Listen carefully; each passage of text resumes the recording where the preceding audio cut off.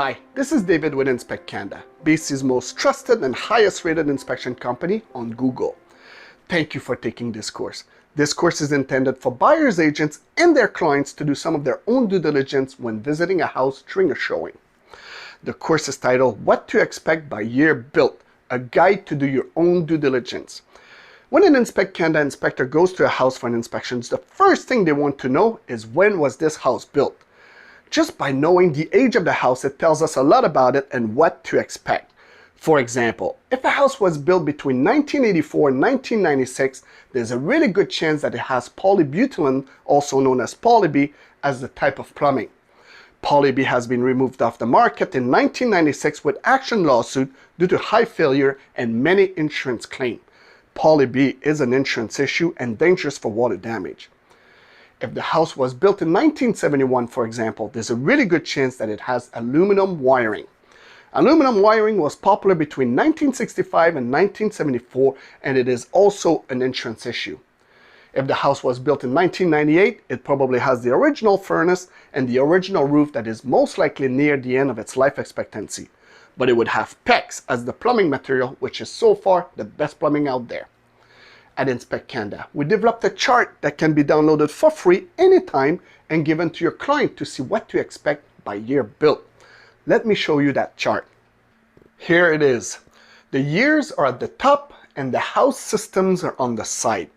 All you need to do is find the age range and go down in the column. Anything that is red is a potential issue with the house. Now your role is when you view a house at the showing, you can verify if the red issues are present or if it has already been upgraded. If the house, for example, is from 1989 and you find that the plumbing is PEX under the sink and the utility room, then great news, it has been upgraded. Those were the polybutylene years.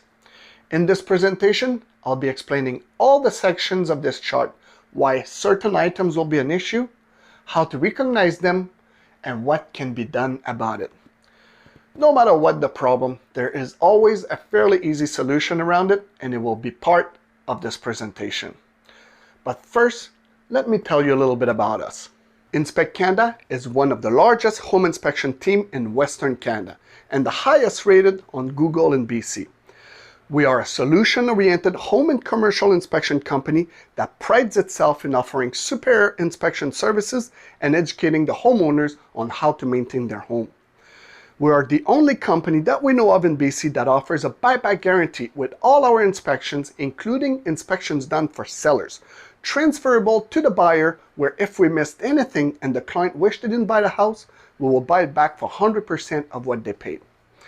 We always include all appliances, walk the roof, get in the attic, crawl the crawl space when safe to do so, and always include thermal imaging throughout the home. We also offer perimeter drains and sanitary drain inspection, as well as mold, indoor air, and asbestos sampling.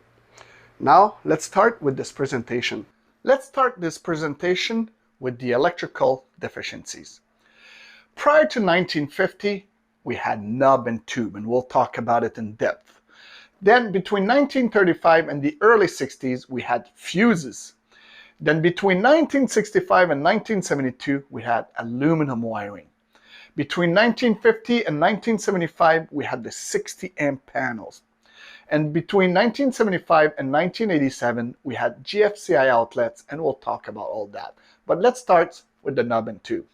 Knob and tube. The original wiring. When electricity started, it was basically knob and tube. So very old homes, there's a really good chance that you'll see it. Very often, a lot of it has been removed, but they left a little bit of it. So really, in those cases, you really can only see if you open the panel or if you get in the attic and you dig through the insulation.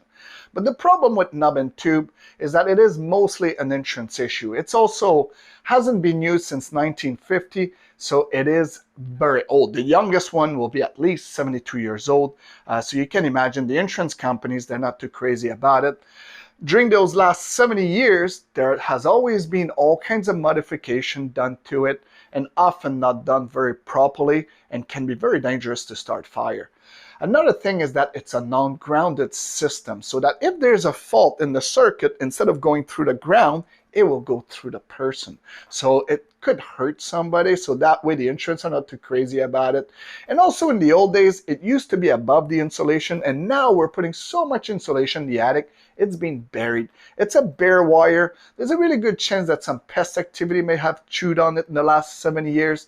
So long story short on it, whenever you have it in your house, it's always highly recommended to consider removing it. But a lot of houses, actually most of them, they've gone through a phase of removing a lot of it at one point. So whenever we find it, it's always just a few lines that's left. And then you can hire an electrical companies. They'll go through the attic, they'll check your outlets and switches, and they'll try to find where it is and replace it. And it's often the best course of action. You know, complete replacement is always the best. It can be fairly expensive to replace all of it, because what happens is that whenever you have nub and tube, it's always an old home, and then you'll have to open up the walls to get to it, and then you'll have to deal with the asbestos. So it's always a little bit more tricky that way, because you got to deal with that. You got to be a little bit more careful. There's disposal fees and all that. But there is a fairly easy solution around it. And what the insurance are okay with is that if the outlets are replaced with GFCI outlets. Those are outlets that you normally find in the bathroom. Normally in the bathroom or in the kitchen, depending on the year, within 1.5 meter of a water source, the outlet should be GFCI protected. So for example, if you're in the bathroom, you drop a hairdryer in the sink while the water's running and you pick it up, if it'd be a regular outlet, you fry yourself. But with GFCI, power goes away in a millionth of a second. So you really just get a little tiny shock and you save yourself. So in terms of nub and tube, what is recommended is to replace the outlets throughout the home that has nub and tube going to it, all these outlets that are ungrounded, and then replace them with GFCI outlets. So that if there's a fault, since there is no ground, it will not go through, they will trip just like that. It doesn't fix the issue that it's still very old wiring, but the insurance seems to be okay with it. So you can imagine replacing the outlet might be, you know, depending on how many you have and all that, maybe $500 to $1,000. But running a ground throughout and redoing the wiring would be talking about a massive amount of money. You're gonna have to cut the drywall everywhere, repatch, tape, paint, and all that. So in most cases, it's a lot easier just to throw some GFCI outlets and then just tell the insurance about it, and they should be perfectly fine. Now, I do have some nub and tubes here and a GFCI outlet, and I like to show you how that looks. Let me give you a little bit more information about nub and tube wiring. So here is an actual tube. So these tubes are really just used that when it goes in the attic or through framing, you would drill a hole through the stud, the 2x4, then you put that tube in there, and then you would run this type of wiring in it. So it looks like a cloth wiring. It comes in different colors. Sometimes they're black or white. And then also, you're not going to see on this one, but the wire inside is normally looks like aluminum. So it looks kind of like that. So it would go through the tubes like this, through the stud, it goes through the house like that, and when it has to make a corner, they would use these nubs. So this is how it looks. This one has a screw through it, so basically you would go like that, you get it all ready, then you would twist this around there, boom, and now you make a corner, and then you would throw that screw in the stud, and now you just basically came from that side, now you're going that way, and that's how it was installed. So if you go in the utility room and you look up, most of the time the utility room, the ceiling's not finished, it's open framing. So you look up there, if you see any of these tubes or nubs or this type of cloth wiring, then there's a really good chance that you have a nub and tube. It may be discontinued and not live, but in most cases, when an electrician goes through a house and get rid of it, he chops it off in pieces, so you would see cut pieces everywhere. But if you don't see any of that, then you would have to have an outlet tester, basically, or a voltage tester, put it on it, beep, oh, it's live, and now, basically, it could potentially be an electrical issue. And then you don't quite know, there might be just, this might be the only line in the whole place, or the whole place is done that way. So this is basically nub and tube. So look for these white tubes and these white nubs and this kind of cloth material right there. And look up, utility room will tell you tons of stuff. You'll see the type of plumbing, you'll see all kinds of stuff. So go to the utility room and check up. But you know what? It happens often though. We go in the utility room, we don't see any, and then we see it in the attic.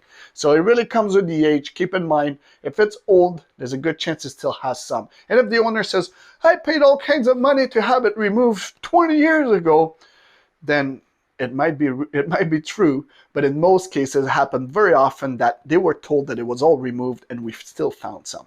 So it's not foolproof. All right. Now, between 1935 and 1960, we had the fuses. Fuses were just like breakers, but they're more actually like a light bulb. The problem with them is that when a breaker trips, all you have to do is push that breaker back in place. When a fuse blows, it's like a light bulb. It's dead. You got to unscrew it, go to a hardware store, get a new one, and put it in there. So it's basically, it hasn't been used in so long again, since the 60s, that the insurance company consider it basically too old. And also, again, just like nub and tube, it has been modified a lot of times. And also, people discovered after a while that if you put a penny, you took the fuse out and you put a penny in there, that you don't need to have a fuse. But the fuse is designed, and just like a breaker, it's designed to protect the wiring. So if there's a surge charge, there's too much power going through the electrical wire and it wants to heat up and even light up on fire, the breaker is there to trip. Puck, boom, no more power to you. I just saved you. Same thing with a fuse as well. That's what it does. So often when they would trip, people got tired of going to the hardware store and throwing another light bulb in there, and then bam, it trips again later on. They would go, shit, I'm going to put a 30 amp fuse in where a 50 amp fuse should be going. So now they would not trip anymore, but it would also not protect the wiring. So if there would be a problem with the wiring and it overheat, basically it would never trip. The wiring would light up on fire, and then it could throw a fire right inside your house. So that's one of the biggest problem with the fuses. And also what happened is they were most of the time they were also installed on a 60 amp panel, which is also an issue we'll be talking shortly about. So if you're going to view a home, you go in the utility room or you find where the panel is, you crack the panel open and you look and it says 60 amp on the main breaker there, then, or actually if you see that there are fuses, then you know it's going to be an insurance issue. Now, replacing a whole panel, it's not the end of the world. It can cost between $1,500 to about $2,500, depending on the setup that you have. It'll bring it up to either 100 or 125 amp, and then you'll have a whole lot more power in there, and the insurance company will be okay with that. Now, whenever we say that there's a problem with the insurance company, we have to keep in mind that there's always an odd company out there who will insure you, but it's going to be extremely expensive. So you can either do the replacement and now have a safer place to stay, or you can just pay a little bit more. Well, you can pay, depending on what they tell you, you got to pay more to be insured for it. I mean, we don't see that very often, but there are houses out there that, especially high rises, things like this, that still have fuses in there. And, you know, and I'm thinking too, it's going to get harder and harder to find these fuses. I mean, there's only a few panels out there, so the manufacturers are probably not making a whole lot of them nowadays, probably all the old stuff. So keep in mind, if you do have fuses, you might want to upgrade your panel. That'll be the best solution there. It's not very expensive, and no matter what, nowadays people want to have car chargers and all that, so you need a little bit more power. And since it's normally set up on a 60 amp, it would not be quite enough power. All right, so let's look at the next section. Between 1965 and 1972, we had aluminum wiring. So in those days, price of copper went up, not too sure why, but then they started using aluminum, and then they realized, look, it didn't even take 7 years to figure out that this was not the best. Not the worst either, but there's all kinds of little problem with them. So one of the biggest problem with aluminum wiring is then when you use it, it expands and it contracts when you don't use it with the heat, cool, and eventually it comes right out of the outlet, or it becomes loose. And any kind of wiring that goes into a socket that becomes loose can start arcing, and then it can start a fire. So that is one of the big problems. Also, if you bend it and you put it back straight, it creates micro fracture on it that heats up and can also melt the sheeting on it and create problems. So long story short, and also it hasn't been used since the 70s, so it's very old and the insurance companies are not crazy about it, but there's a very easy solution to it. and it's called pigtailing. So pigtailing basically is the fact that you take an outlet that has aluminum going to it, you pull the wiring out, you extend it with a piece of copper, you put a little marat at the end there, you put antioxidant paste, and now the end will be copper. If copper enters this outlet, the insurance companies are okay with it, and that's called pigtailing. Now, a lot of places that has aluminum wiring, they'll call an electrical company, they can go there, and they charge roughly about 25, 30 bucks per outlet. They will also replace the outlet. They need to put an antioxidant paste because they're two different material, so we don't want any oxidation going on in there. It has to be done properly. And then often the electrical company will give you a little letter that everything's been done, blah, blah, blah, and it's up to code now, and then you give that to the insurance company, and then they'll be okay with it. So, you know, you can see that no matter what the issue that you find on these houses, in most cases, there's a fairly easy solution. So if it's just a condo, for example, there might be 10 outlets in there. So at 25 bucks each or 30 bucks, anyway, under $500, you get this done. So that's not really, this definitely not a deal killer. Now, if it's a big home, nowadays we do find aluminum wiring on some big homes, but again, it has always been upgraded along the way at some point, and some lines are still like this. So it's never a full redo. It's often maybe less than 10%. Now, even if the whole thing is aluminum, it just costs a little bit more in terms of switching the outlets here and there, and then the insurance companies will be okay with that. So here it is with aluminum wiring. Now, for you to, when you go to a showing, and if the place is built between 1975 and 1972, since you're not going to go and open up the electrical panel, take a look around at the outlets. If they're kind of yellowish or beige, or they look like the original outlet, then it's very most likely aluminum wiring inside there. Now, if it had been pigtailing at one point, normally they replace the outlet. So if the outlet looks modern, whiter, nice cover on it and all, then it has very most likely been done. Does not guarantee it though, but if you get a home inspection, you know, as your due diligence there, then they'll find that out right away for you. We normally open an outlet to make sure that it has been pigtail in there, yet it doesn't tell us if all of them has been done, but normally it has if you find one that has been done. All right, so not the end of the world. Let's take a look at the next section. Between 1950 and 1965, we had the 60 amp panels. Nowadays, 100 amp is not that much, and most brand new houses starts with a 200 amp. So you can imagine that a 60 amp, it makes no sense. First of all, a stove is 40 amp, a dryer, clothes dryer is 30 amp. A lot of people will have a suite, so throw another stove in there, and they want to have their own laundry. You throw another dryer in there, and then, you know, it just gets to a point where it may overheat. It's just too much power going through it. It may trip all the time.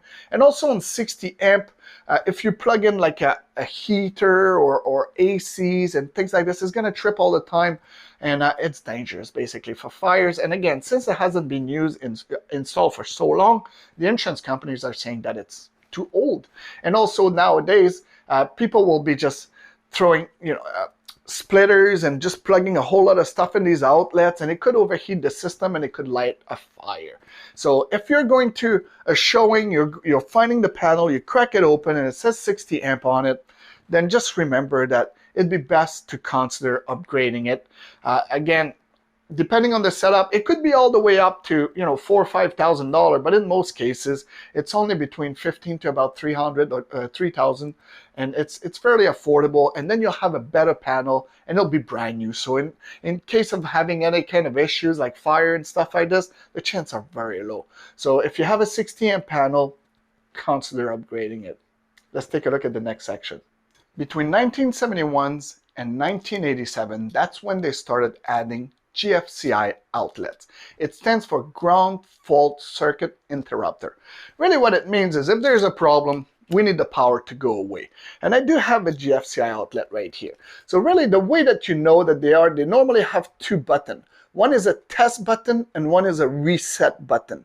So if there would be a problem in the circuit, book, it would come out, and now there's no power. You need to push that button, click, and now the power is back on.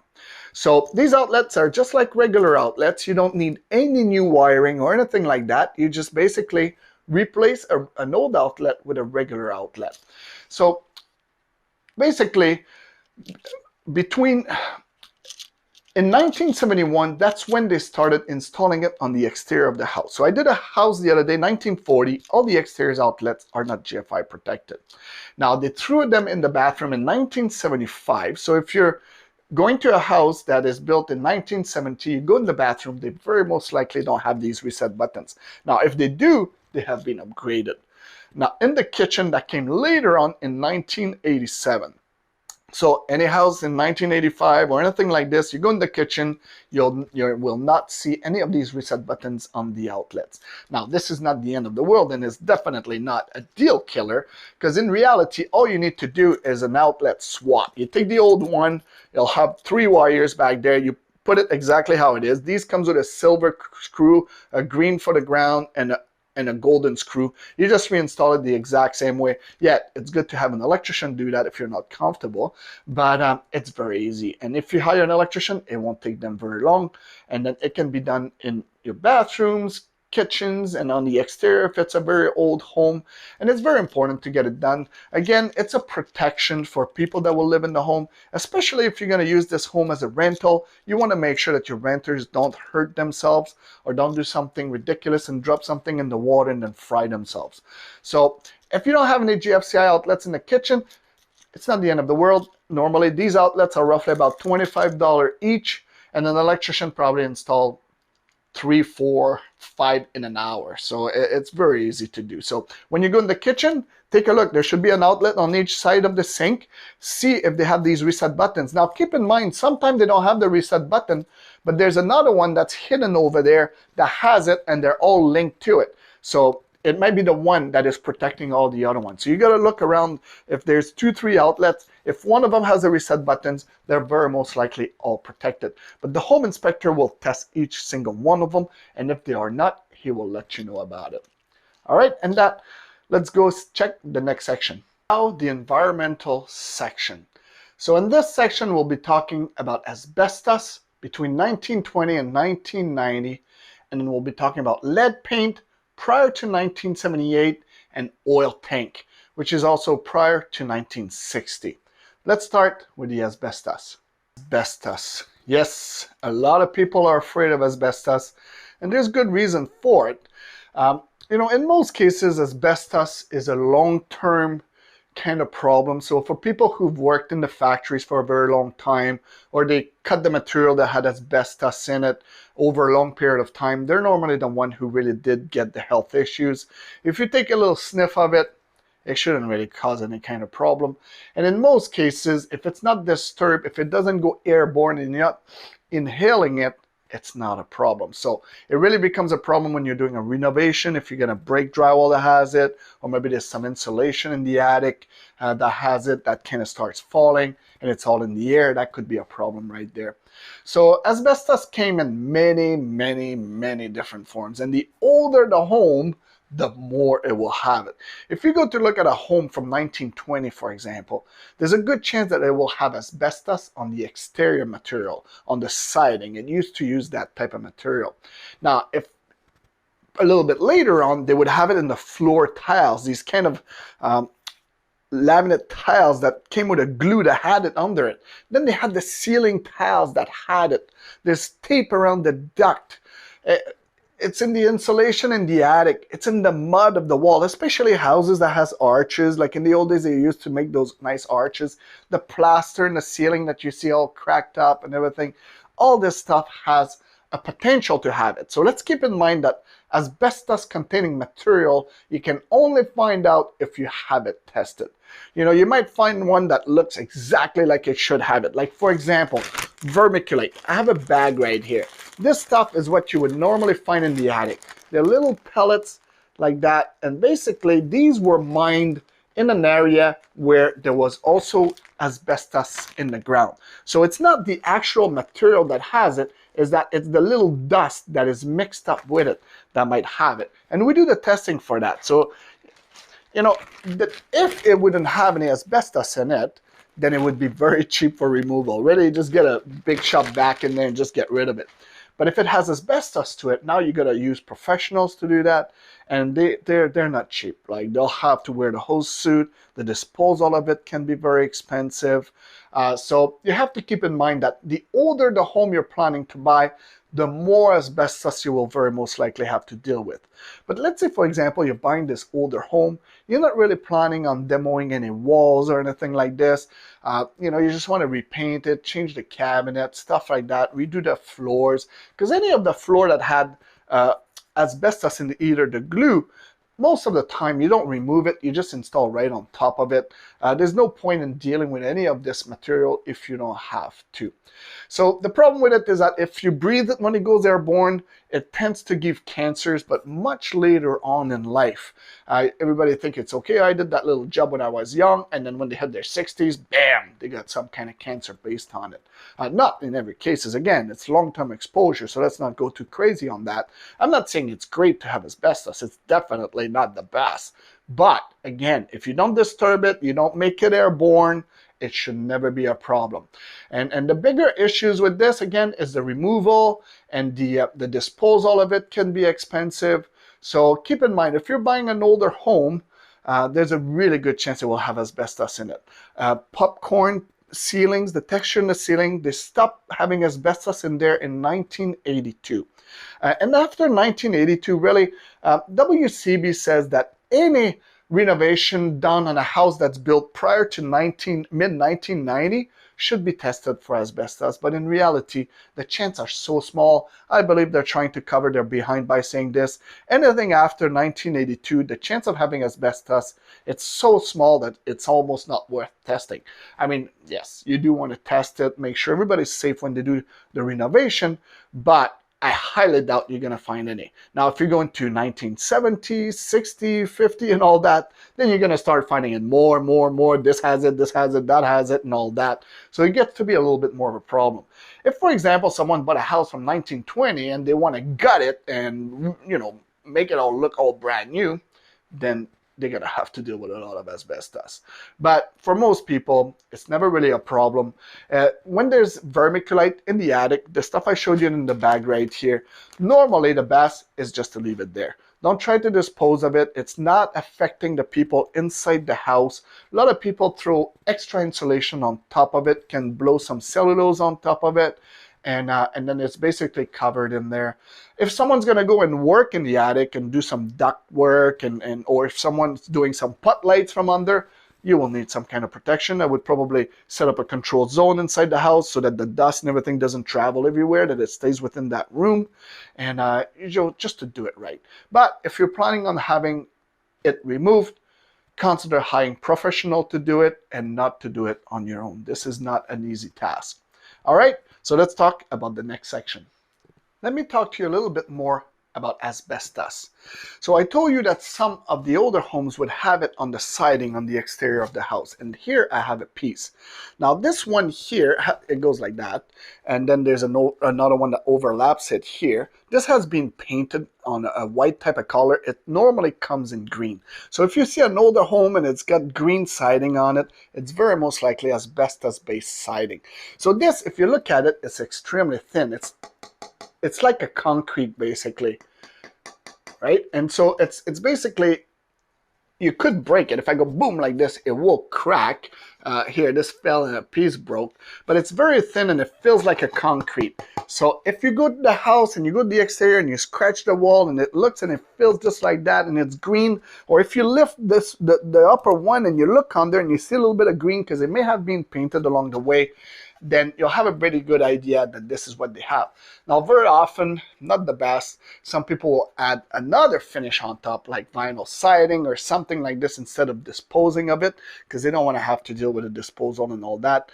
But really, in a perfect world, you hire a company that removes it, put it in proper bags, but first you would want to have it tested and all that, and then take it to the right dump and then pay the fees and all that. Now, we had the vermiculite that we talked about. This is really something you only find in the attic. I have a lot of different versions of this, and it came in different sizes. This one, they're very little tiny ones, but it comes in pieces. Sometimes that's about 4 times the size of each one of those, and sometimes it's very powdery. So it comes in different sizes. Now, I also talked a little bit about tape around the duct for the furnace and all that. It's a white tape. Here, I found a roll of it actually. So it looks like this. It looks like a little fiber. It looks like a duct tape, except this one it's more like a fabric. It looks like it's like a cardboard a little bit, and it's white, and it's normally around the duct. So if you go in the utility room, you see the furnace, you look at the duct, and the connection between each duct is a white tape like that, then basically, in most cases anyways, it's an asbestos tape. And what often the HVAC will do is they'll either put a metal tape on top of it or a duct tape, and then just really encapsulate it. In most cases, really, it's not a problem. I've read before that if it's all chippy and stuff like this, then it may go airborne a little bit, but it would still be in such small amount. But anyway, let's be safe. And then if you see some of that and you have an HVAC guy coming by at one point, just ask him to maybe wrap up the one that are visual there. I mean, you'll never be able to get to the ones that are going through the floors and all that, but at least it's going to help a little bit. All right, so this is some extra information about asbestos. Lead paint.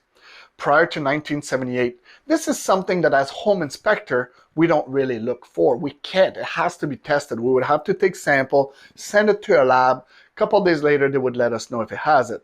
But keep in mind, they haven't used that since 1978. So if it has ever been repainted on top of it, in 1978, that's 50 years ago, right? It's 45 years ago pretty much, right? So it has very most likely been repainted, and in many cases more than once. So really it's encapsulated. There's actually no problem with that. Now if you're buying an old home from some old people who's been living there for 80 years and they haven't done any renovation in there, you still have the pink bathtub and all the weird, all the weird colors and the carpets on the walls and all that, well, there is a really good chance that you will have lead paint.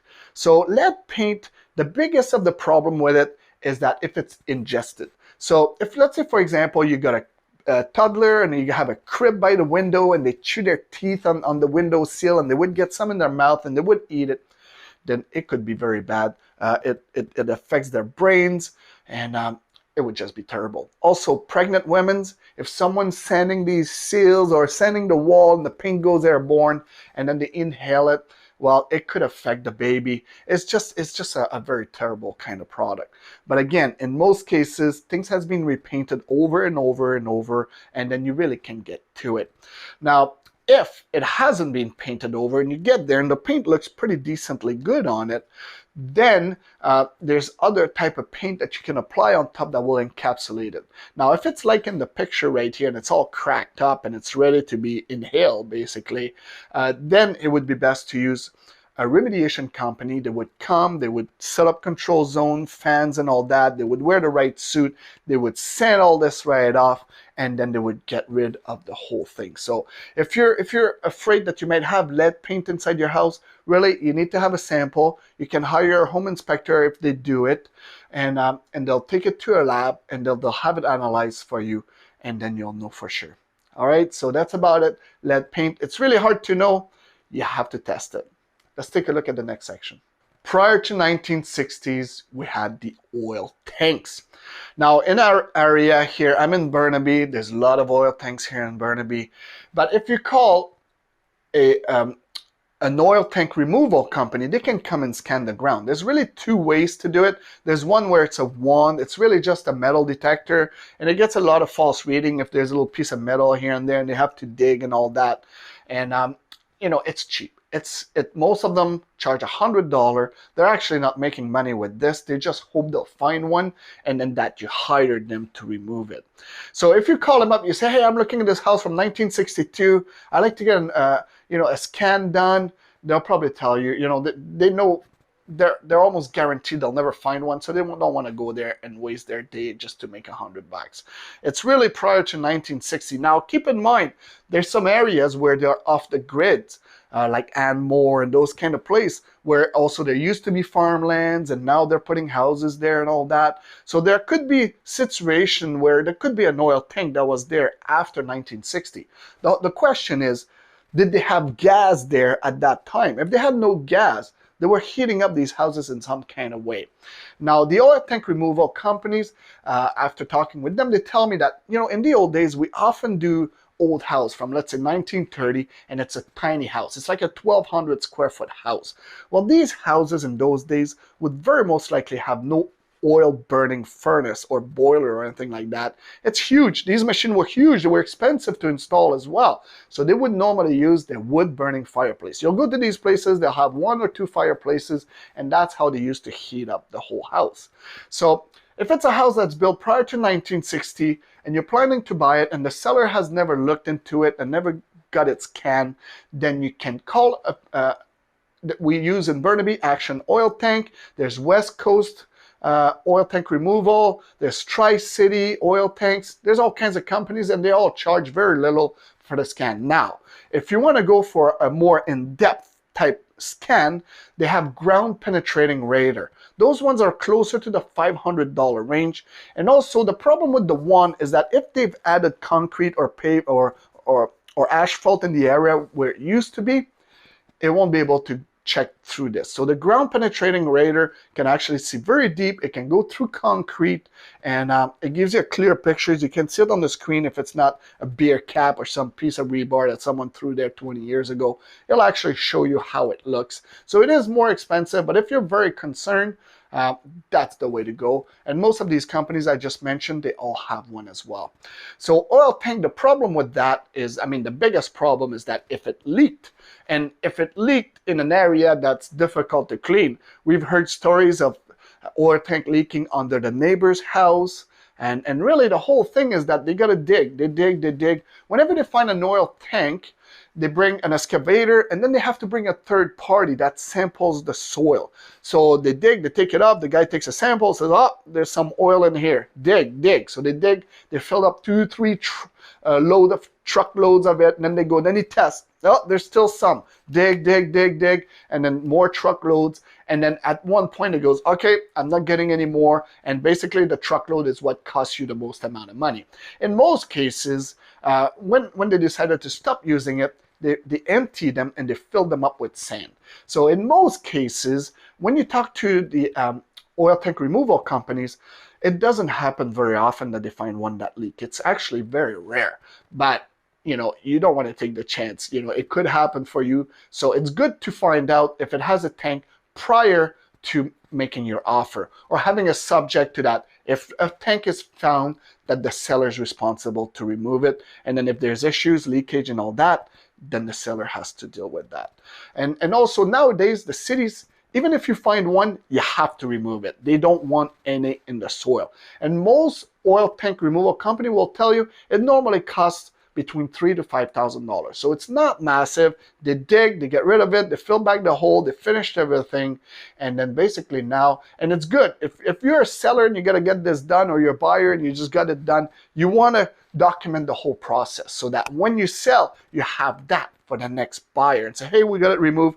Very often owner shows us pictures, say, oh, here's all the picture, the tank's been removed, yada yada. So now there is no more problem. I mean, there could always be a second one, but that doesn't happen ever. So I wouldn't be too worried. If the seller has removed it and has documentation to show you that it has been done, I'd be pretty confident with that. But if they say, oh, we got it checked out, we didn't find one, you know what, for $100 or even the $500, get it scanned again, because the oil tank scanning companies will tell you very often we find them where they scanned before and they didn't find one. Now, if you're very concerned though, if it's a house from 1958, for example, 1952, what you need to do is you call Fortis BC and you say, hey, I'm planning on buying this house from 1952. I want to know if gas was in this area when they build the house. So you give them the address, they'll look through their record and they'll tell you, oh, gas was there since 1940. So then the chance of having an oil tank is close to zero right there. Now if they say, oh, we had gas in this area in 1965, then bam, get it scanned, check it out. It's important. You know, we're buying these houses because we want a nice place to live, but we also possibly want to sell it for more than what we paid for. Now, when it's time to sell, if you find out that you got an oil tank that has been leaking there, it's really going to be a massive profit killer. So for the little amount of money, just get it done right at the beginning, and then you won't have any problem with that. All right, let's take a look at the next section. This section of the course, we'll be talking about plumbing. Plumbing is one of the biggest systems on any houses. When it starts failing or it's having issues, there could be big consequences to it. We could have flooding, water damage, mold could start in there. So it's very important that when you go and look at a house, that you look at the type of plumbing that you have in there. There's multiple areas that you can look at. One of the first places that I would personally look at is I go to the utility room and I look up. So whatever comes out of the water heater is not always what's throughout the entire home, because most water heater, the first 18 inches, especially if it's a gas water heater, should be copper. But then after that, depending on the year, it could be something else. You can look under the sink, kitchen sinks, bathroom sinks, looks under where the valves are, and then you should be able to see. A lot of homes out there has been through renovation. So often when a renovation's been done in the kitchen, the plumbing might be different there, might be newer than everything else in the house. So, you know, if you look at in one area, it doesn't mean it's the type of plumbing throughout the entire home. So it's best to look in every bathroom, under the sink, in the kitchen, and in the utility room. Now, if it's the same thing throughout, then here you have it. If it's a little bit of a mix, this, and that, it's probably because it's gone through some renovation. So in this section, we'll be talking about galvanized pipes between 1920 and 1960. We'll be talking about copper pipes. Those were very popular between 1930 until roughly 1986. And in the early 70s, all the way up to 1996, we had polybutylene, also known as Polyb. And we'll talk in depth about this. Then we had Key Tech between 1995 and 2005. And then PEX, the best product so far from the mid-90s until now. And I've got some sample and I'll show you all that. But let's first start with galvanized pipes. Let's start the plumbing section with galvanized pipes. Galvanized pipes were popular between 1920 and 1960. But the truth is, we don't see that very often. Most of the time between 1920 and 1960, we find copper. Yet it is very possible that you have it. The first thing I would do is I would go to the utility room, look up. Most of the time the ceiling is not finished, it's open framing. You can see the type of plumbing that you have there. Now obviously this is not going to be coming straight from the water heater. Most of the time the first 18 inches from the water heater is copper, but look up, see where the lines are going, you're going to see. And if it looks like you got galvanized pipes there, then it's best to get a quote from a plumber for full replacement. There's all kinds of plumbing out there, and they all have a little bit of issues here and there, but galvanized pipe is something you don't want to mess too much with. They do rust from the inside, so eventually it gets really hard to drain. So if you're going to the sinks in the bathtub and you're running the water and it's taking a while for this water to drain, then it's potentially rusted shot almost. So the best course of action in most cases, it's full replacement. But now that you just bought a home and you might be on a budget, at least still have a plumber going through and verifying everything, making sure there's no massive rust in areas or it's leaking in some others, just so at least you know that you can make it last a little bit longer. You got to keep the pressure low, not to put too much pressure on these pipes. But every time that you're planning on doing a renovation, let's say, for example, you're going to do the kitchen next year, and in 2 years, you'll work on the master bathroom. Every time you do anything, just replace it as you go. The less galvanized pipe you have, the cheaper the insurance will be. And there's some insurance company who will not insure it. So you're going to have to call around and make sure that you find yourself a company who will insure it for you. All right. So if you have galvanized pipe, consider replacing it all. Let's go to the next section. Let's talk about copper. I have a piece of copper right here. It's a metallic kind of brown type of pipe.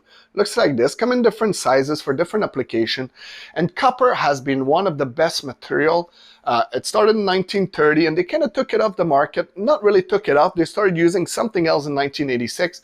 Not because it's a bad type of plumbing, because the new one was a little bit easier to install. It was a flexible plastic and it goes easy from wall to wall. These type of copper, if you're gonna go this way, you do have to put a little corner. You have to weld it. You gotta put the other piece, you weld it.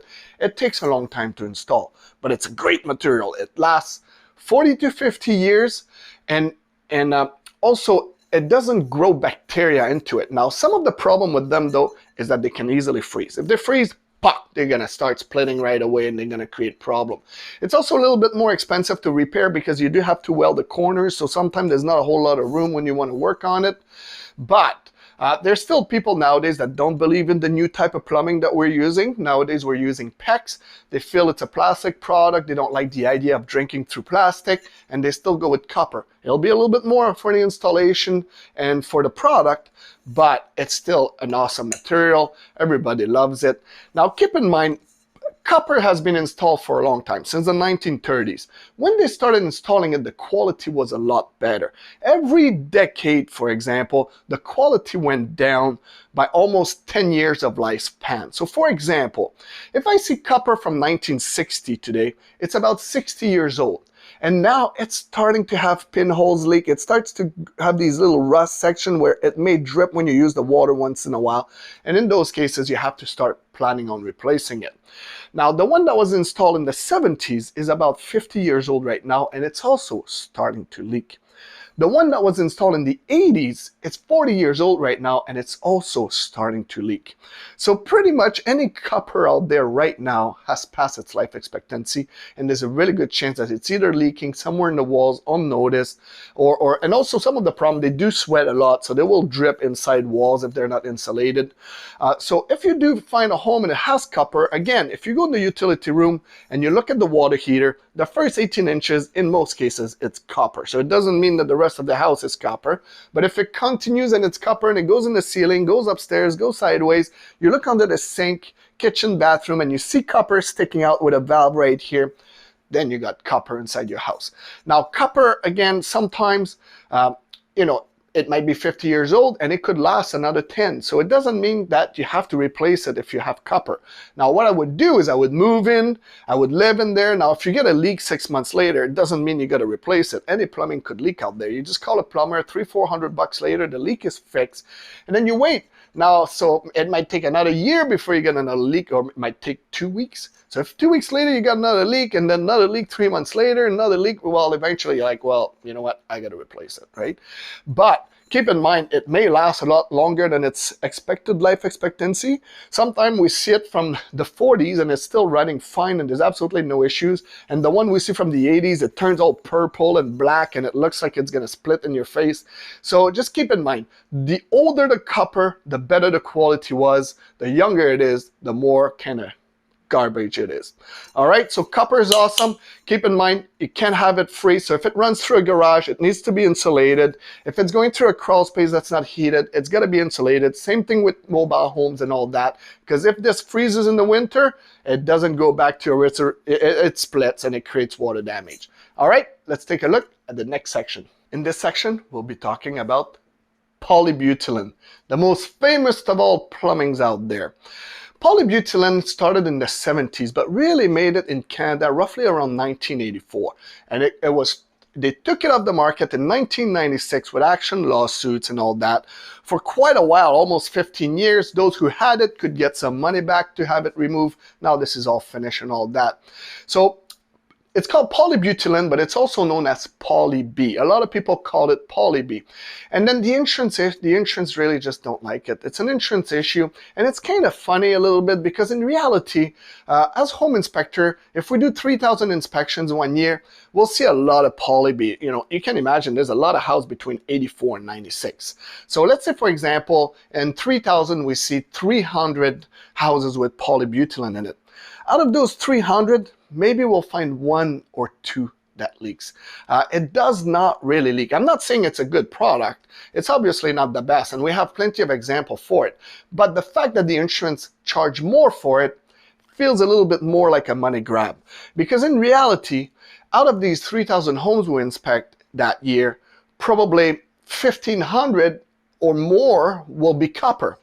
And that will probably see 100 of them leaking.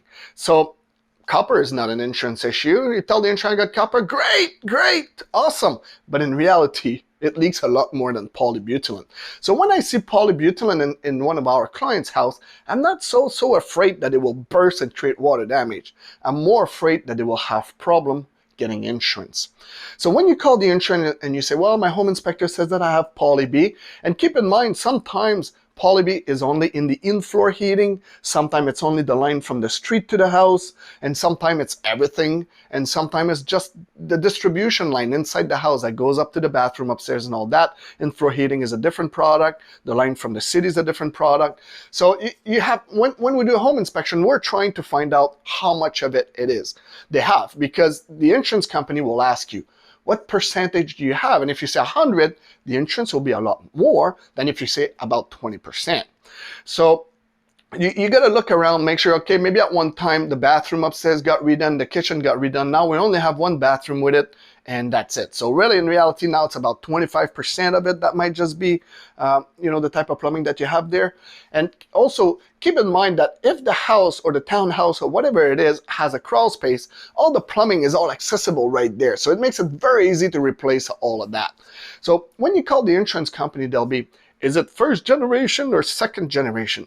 The insurance company don't quite understand it. Yet, there were no generation, there were just different manufacturers.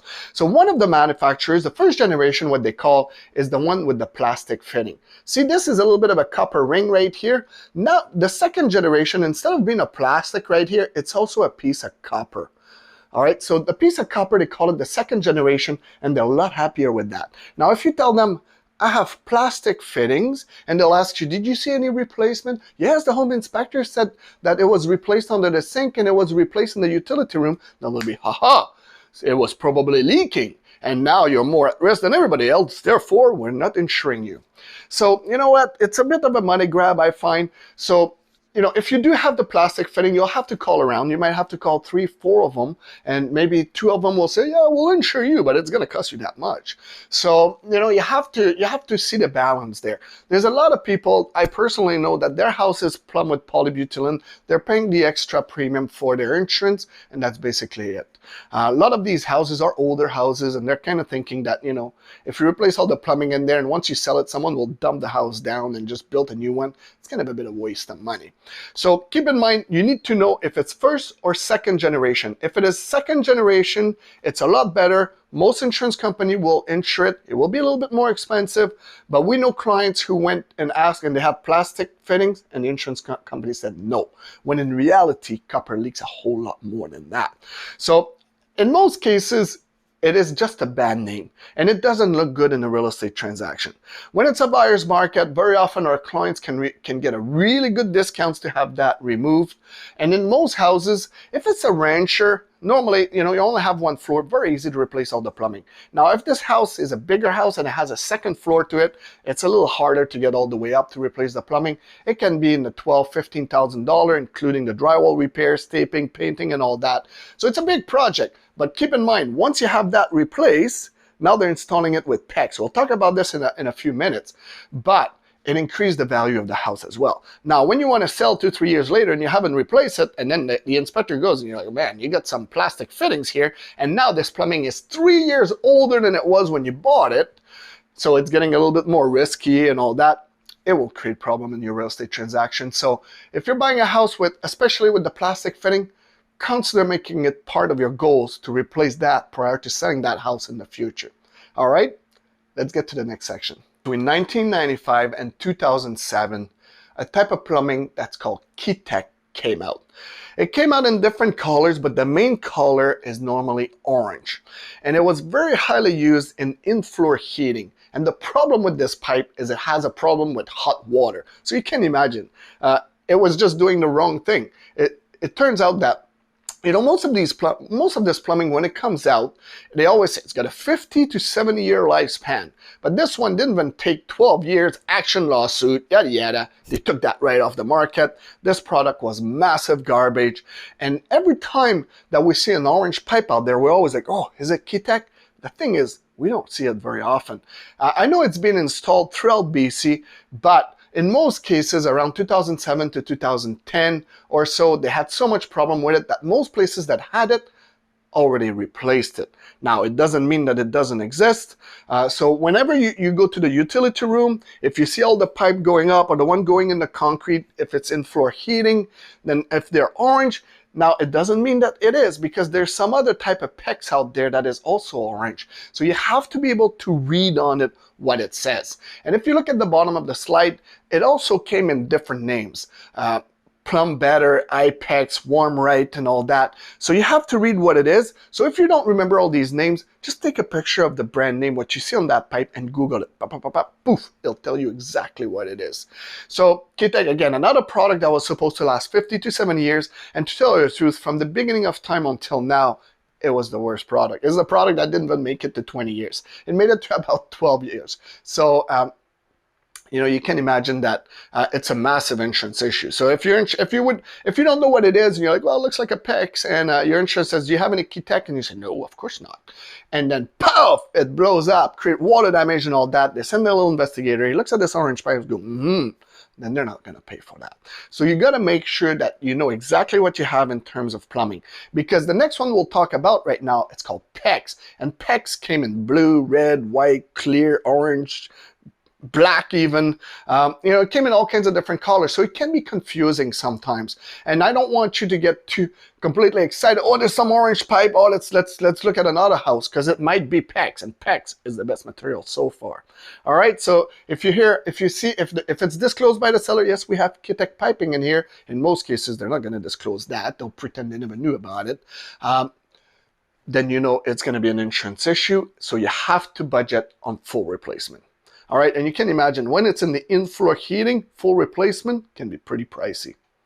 Let's talk about PEX. PEX, P-E-X, the best material so far. And what I like about PEX, and what I like to say that it's a great plumbing, it's because it actually has a history. So far, PEX has been installed since the mid-90s, right after Poly-B, when that whole thing fell apart.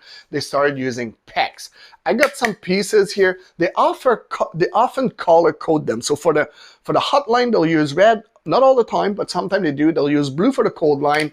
But in many cases, it comes in white and in clear. I find that clear is the most popular version right there. So for you, when you go to a house, and let's say it's from the 40s or the 30s or the 70s or whatever, and you want to know if the plumbing has been upgraded in there, then go in the utility room, look up, and see what's going on in terms of plumbing right there. Or go under the sink, kitchen, bathroom, and all that. And if you see a little blue pipe coming out, clear, white, then you know you have PEX. Now, if this place is from 2000, guaranteed it's PEX. 2010, 1998, yada yada, it's all PEX from there on. But if it's from a while back, you want to know if it's been upgraded, because sometimes we'll see houses from the 30s, for example, who upgraded their plumbing in the 80s, and bam, they got polybutylene in there. So they went from bad to worse almost. But if they did upgrade in the 2000s or in the late 90s, it should be PEX. Now, there's multiple reasons why I like PEX. First of all, easy installation. It is a flexible pipes. You can just put little corners on this, goes really fast when you install it. It's flexible. But what I like most about it is that this product can freeze. You can freeze it and it will get back to its original size. I mean, obviously, if it freezes, the water will not be running, but it will not burst everything. So that's the beauty about it. Also, it can expand 4 times its size before it splits. It's a great product. The only thing you gotta watch out for is it should not be in the UV ray. So if you're gonna run a line outside, you gotta have it insulated. So you gotta make sure of that. It's great when they run in the crawl space. If it get really cold one day and they do freeze a little bit, then you're not afraid that it's gonna split on you.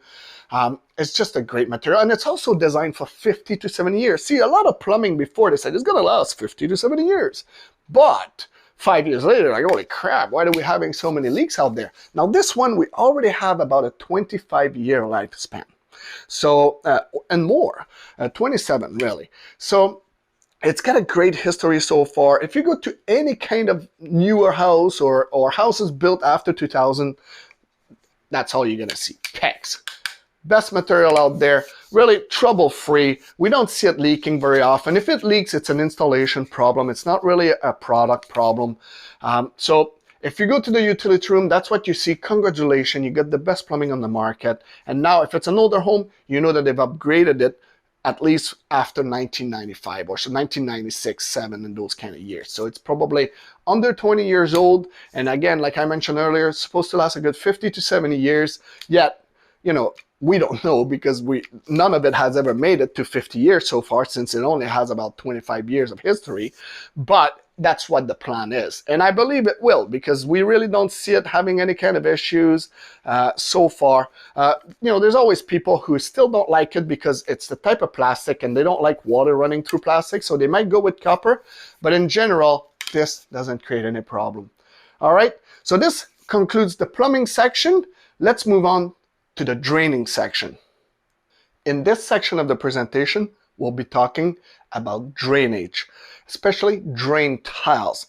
So on every house, when the water falls on your roof, ends up in your gutters, goes down in your downspout, then it goes into some drainage system.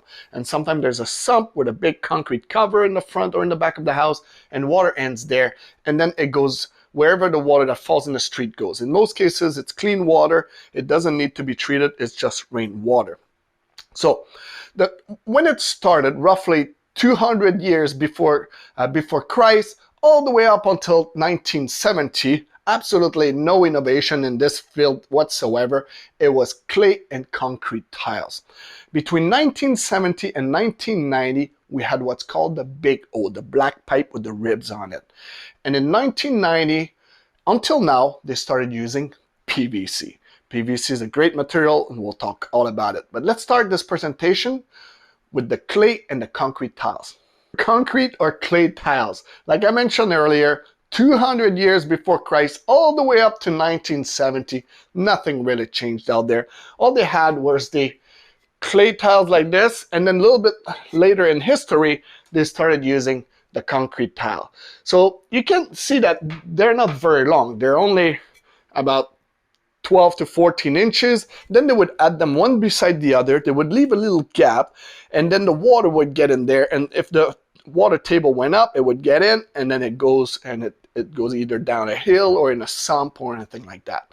So, even though there were no innovation in the last super long time for this nowadays, when they dig them out, they come out and they still look like this. This is not a brand new one. This is something that was on the ground for many, many years, and someone dug it out, and they still come out like that. So they're, even though it's not the best system, because what happened is, with time, when you have them like this, right, roots will go around, and these things will start getting like this. They start shifting, and with ground movements and the freezing and all that, eventually they're not super lining up anymore.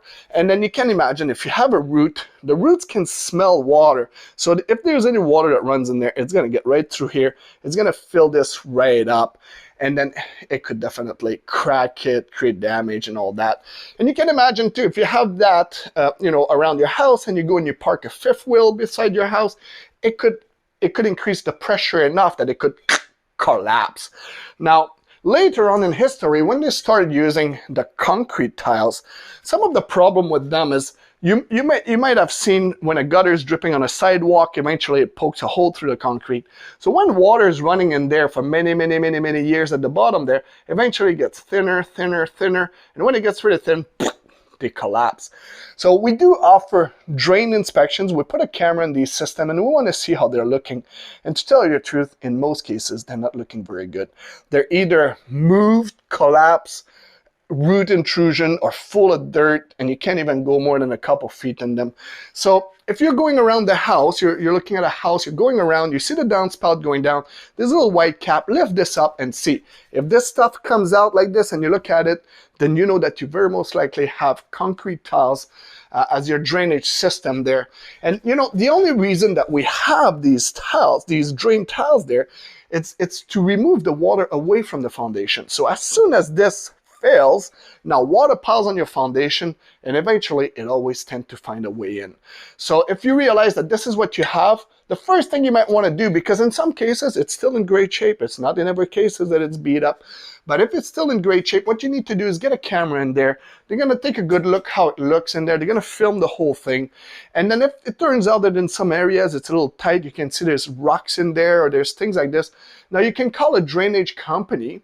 They have a few different ways of cleaning this up. They can use a hydrojet. It's like a water pressure that shoots backward. So they're kind of cleaning it up and it comes back. If you don't have a sump, they'll have to dig a hole so that everything comes back in that hole. So it's not a cheap process, but it's a very important process. But if a cleaning will fix the problem, then that's cheap, because replacing your drain tiles around the house will be one of the most expensive, the largest expense a house will go through. Especially if you have sidewalks, you have to break all your sidewalks. If there's a house really tight to yours, then it makes it very difficult to get any machinery in there, may need to be dug by hand. Now, if you have a basement, these tiles may be 12 feet down, so that's a lot of digging, and you don't dig this wide, you got to dig wide enough to get somebody in there, so it can be a massive job. So, you know, if you go around the house and this is what you notice, then I'd be a little concerned. I would want to make sure that they're working great. So you get a camera in there. If it looks like it needs to clean up, you get it cleaned up with a hydro jet. Now, if they have root intrusion, they can put grinders in there that's going to try to break it all out. If they're collapsed, the camera should be able to tell roughly where the location is. They can dig around there, fix this area. So it's not the end of the world, but it's definitely not the best. Now, if you're going to an old home and you see that it has been upgraded, well, congratulations. But we'll talk about it a little bit later. But whenever an old home has been upgraded, nobody upgrade their drains because they have nothing else to do or they just have 50 grand hanging around. They do it because water was coming in most cases. So, which is okay. Now they've fixed the problem, they've replaced it, and they're using the best material, which we'll be talking about in a few minutes. But if you do have clay or concrete tiles, it's highly recommended that you have a scan through it, and you don't want to have a surprise during the rainy season, because as I told you earlier, we do scans, and then during the rainy season, when people have water getting inside their basement and they call a drainage company, hey, I got water coming in my basement, can you come and fix this up? Yes, of course, we'll be there in 3 weeks. So now you got 3 weeks of water getting inside your home, mold will jump in there, it's misery, it's terrible. Last year with Chilliwack and all the problem they had there, we did a lot of scans over there, a lot of properties that never had any problem ever did get water in their basement last year.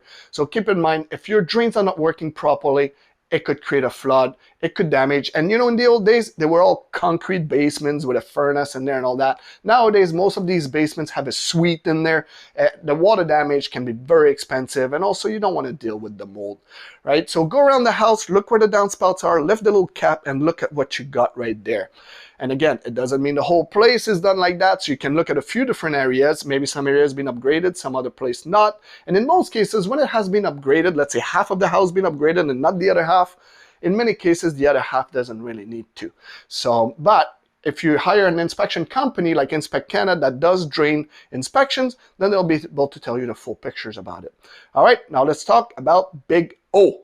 Now let's talk about big O, the letter O, big O. So big O basically looks just like that. So it's a black pipe. I'm sure you've seen it around. It's got the ribs. It's flexible. It bends and all that. And even though it was only used between 1970 and 1990, roughly about 20 years, and then they jumped to PVC after that, it is known as the worst possible drainage material out there. If you talk to any kind of drainage company, in many cases, they don't even want to clean it. They really just recommend just replace this. And so here are some of the problems that we see with this. So you know that whatever garbage falls on your roof ends up in your gutters, comes down to your downspout and gets in there. Now leaves, twigs, little piece of wood, whatever falls on your roof. Then these ribs does tend, so this thing here will bend at the bottom like this. So you can imagine a lot of stuff will get stuck in that corner right there. And then eventually something will go sideways and it clogs. Now, any kind of drainage system out there can clog. There's no clog-proof system yet. But the problem with this one is the material is so thin. If you look at it, you can take a bite right out of that. So that if there would be some root intrusions, for example, and you put a grinder in there, it would destroy the whole pipe. Even hydrojetting can destroy this pipe. It's just garbage. So whenever we see this, if you go around a house, right, an older home, well, not super old, but let's say from 1975, for example, you walk around, you see the sidewalks all going up and down and cracked and all that. It's because of these. So when they stop working, basically the soil becomes very soft around the side of the house, and then the sidewalks start wants to settle and start cracking and all that, and sometimes they start sloping towards the home, and when it rains, throws all this water right there, and it just creates more and more problems. So if you go around the house and you look at the downspout and a little piece of stuff like that come out from the concrete, from the dirt or whatever it is, in most cases, it's not working. So we can put a camera in there, and in some of the cases, it's still working perfectly fine. Keep that in mind, right? But in most cases, it's not. And again, the big problem with it is that it's very hard to clean. And you know, it destroys a pipe every time you want to work on it. Another problem with them is nowadays they use PVC, and we'll talk about it in a second, and it comes in long sticks. So, you know, when you install drainage, it's supposed to slope like about a quarter inch about an inch every 4 feet or so when it goes from the back of the house all the way to the sump if you have a sump in the front. So since this came in a roll, it's often bent like this and like that. So every time there's a low spot like this, all the debris gets stuck at the bottom there, and then it makes it very hard for water to flow. So it's very hard to slope it properly. And so there's always low spots. So whenever we put a camera in there, it's nice, then it goes down, it's full of water and debris, the camera gets all, you can't see nothing, and then you come out of it on the other side, excuse me, and then you find more and more and more. So in most cases, when you have that, you know, if you have a basement especially, it's very important to have good drainage with a basement. It's to be considered to replace it. Basically, get a quote for it, and it's expensive. There's some houses can be $30,000 to $60,000 to get this done, and not getting it done, then if it gets soft around the house, not only your sidewalk's going to start shifting, but your foundation may start cracking as well. You may get some settlement around your house and all that. When you find old Vancouver special often that the floor is massively sloping inside the first floor there, it's normally slab on grate with no crawl space or nothing. It's often due to that. Basically, poor drainage made the soil soft, and then everything starts shifting and starting to move.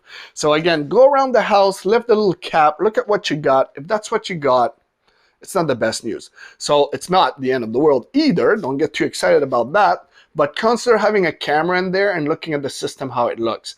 Now, right now, we are in a buyer's market, so it's a little bit better. In the seller's market, is like, well, you take it as is, right? But in a buyer's market, very often people will be able to renegotiate on that, or at least get the seller to clean it up and give them a status of how it looks, if it's collapsed, working, or anything like that. So very important to have that checked out. So of all the drainage material out there, Big O, the worst on the planet. So consider doing a replacement on that before water gets in your basement or starts settling your foundation walls and beating up your sidewalk and destroying your driveway. All right, so let's talk about PVC. PVC looks just like that. Look at this. Look at the thickness on that. It's a white pipe. You can't even bend it. It's really hard, very solid. Comes in long length, so it's easy to create a proper slope. And so far, this has been the best material out there. So if you go around the house you're looking to purchase, or at least putting an offer on it, look at your downspout, lift the cap, and if you see a white pipe like this, and sometimes there's some black version of it, if you go like this, feels like a plastic, it's nice and solid and all that, then that's a great material. Now, if it's a house from 1940, you go around, boom, you see this, then they upgraded it along the way. And again, like I mentioned a little bit earlier, very most likely because they had water coming in, or maybe they had some settlement happening, and then a drainage company recommended them to replace them. So in most cases, this is the best material out there. It does clog though. Not easy to clog it up, but we see it clog once in a while. But the beauty of it is that they can throw a grinder in there, they can put a hydro jet, they can do all kinds of stuff. And also, since this is a little bit newer, in most cases, these houses will have a sump, so they would throw the hydro jet through the sump, and then they would just flush all the garbage back in the sump, clean it up and all that. So and also it does have a great history. So far it's got over 30 years history, started really in the early 90s. So, you know, everything that has a good 25, 30-year history with no recalls or any kind of action lawsuit, you know, it's a pretty decent product out there. And I mean, I don't know really what's the life expectancy of this is, but it's plastic, and you know, plastic lasts a very, very, very long time. So I would say definitely over 50 years for sure. Sometimes though, when we put a camera in them, we can see that they became oval. Basically, they got crushed a little bit. Sometimes when they backfill, there's rock in the system and with the dirt and all that, and if boom, and it falls on it and it creates dents and stuff, it gets damaged sometime. And then if it goes oval, not the end of the world, or egg shaped they call it, but it will tend to clog up a little bit more in those areas. So even though this is the system that you have, PVC as your drainage material, it's still important that once in a while you get a camera in there to see how the system is looking. And then if it's got all kinds of sand in there and all kinds of dirt, rocks and all that, and you know, sometimes little kids throw rocks in there, eh? And oh, it's so much fun to hear the rock rolling down, blah, blah, blah, and then basically they clog them up, and this is another one tough to clean. So you know, once in a while, even though it is the best material out there, consider having it clean, you know, or checked every 3 to 5 years or so. If it was Big O, for example, get a camera in there every year just to make sure it's working fine. But this one here, this is some good material. So go around the house, take a look. If you see that white pipe coming through the sidewalk or through the dirt or anything like this, congratulations, you have the best type of drainage out there. I did actually make a video to explain the history of the drain. It's only a few minutes, so let me show it to you, and I'll give you a little bit more information about how it started and how it's installed, because this is a video on a brand new construction. Hi, this is David of Inspect Canada. I'm on a brand new job site here today, and I wanted to talk to you about drains. Not all types of drains, but drains around the house, the perimeter drains that is designed to capture the rainwater and then remove it away from the foundation. So I'll give you a little bit of a history on perimeter drains. So nowadays what we have is what's called PVC. It's a white pipe, it's 4 inches, it's smooth, it's nice, it's very strong. It comes in long length so that you can do a proper slope with them. They don't tend to settle, they don't tend to crush. There's really not a whole lot of ways for roots to get in them. It's the best material out there, yet it does get clogged up anyways, but not as bad as what we had in the past. They started using these drains roughly 30 years ago in the early 90s. You know, people call them all kinds of names. Some people call them French drains, whipping tiles. We call them perimeter drains. You know, there's a whole bunch of names for it, but it all pretty much means the same thing. Here we have 2 types of pipes. We got the storm drains, that this is to capture the rain that is falling on the roof. It goes in your gutters, in your downspout, then it gets in here, it goes around the house, and it dumps right in a sump. We have another one that's right here at the bottom, that this one is designed to capture the water that falls around the house. So if any of this water comes and it wants to get towards your foundation, this one here is a perforated pipe. So once the water level goes up, it gets into this pipe, goes around the house, and dump in the exact same sump. Now, in the old days, 30 years plus, they only had one. Nowadays, they separate them. But in the past, you only had one that was right at the bottom, at the footing of the foundation, trying to capture as much water as possible. It would capture the rainwater, it would capture the water around the house, and it would do its best to do a good job. But 30 years ago, prior to 30 years ago, the material wasn't the best. Between 1970 to 1990, they were using this type of drain here called Big O, big letter O. This type of material has, you know, it tends to collapse, roots gets in them very easily. The material is very thin. Also, it has ribs on it, as you can see. So everything gets stuck in there. It settles like crazy. It starts going like this. Every time that it's got a low spot, all the debris gets stuck in there, and eventually it becomes completely useless. So they no longer use this. As soon as PVC came along, they're like, wow, let's switch that right away, because this stuff here is garbage. All the drainage company out there, they all agree that of all the drains out there in the last 2,000 years, that is the worst one of them. Now, a little bit before that, they had these concrete tiles. I don't really know how many, when they started using them, but it was before the Big O. Now these concrete tiles, just like the concrete sidewalk that you have at home, if there's a little bit of a drip of water that falls on it over time, it will dig a hole. Well, the same thing happens at the bottom of these tiles. Once the water keeps running there, it gets thinner, thinner, thinner, thinner, and then eventually it collapses. Before that though, and all the way down to 2,000 years ago, they were using these clay tiles. Clay tiles is still a pretty decent product. When you dig them out, they still look brand new when they come out. They don't tend to get thinner at the bottom like the concrete one.